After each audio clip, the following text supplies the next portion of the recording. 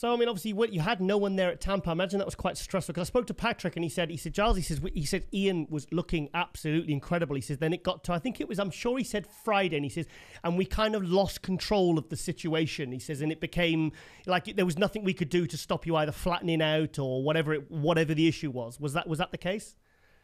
Yeah, I mean, the Thursday night photos, I mean, I could probably pull them up somewhere. I mean, I looked incredible. I mean, you know, even waking up Friday morning, you know, my body, I don't know if it's just like crazy low aldosterone levels or something. I was just, you know, once we started to lower the water, you know, and we didn't really notice it too much till Saturday morning when it was already too late. But, you know, even using, like, sorry to skip ahead to New York, but using New York as an example, I mean, you know, we didn't lower water. I drank full water, 9 liters, whatever, right through the show. And my weight with full water, full salt in, and zero diuretic, and everything basically at peak levels like that, my weight was still barely maintaining. Like I was lower. Like I would wake up and I would wake up and go to bed at the exact same weight.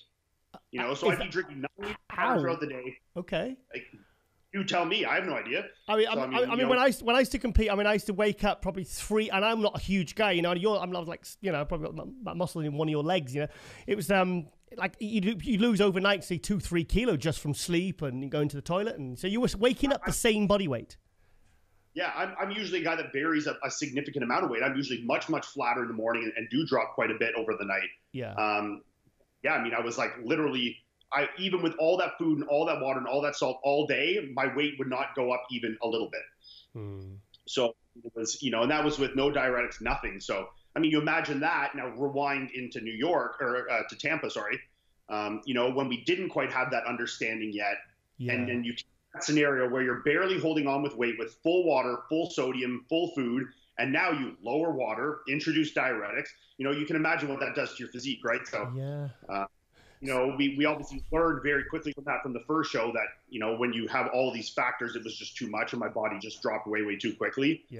So we did the complete polar opposite for New York, which obviously, you know, worked a lot better. Yeah. So for Tampa, you did what you needed to do at the last minute to look 2-3% better, but you ended up looking 20% worse, and then you corrected it for New York, and you kind of went in with less stress and not cutting water and keeping your salt in, and it, obviously that was what kept you full and hard and everything popping, you know?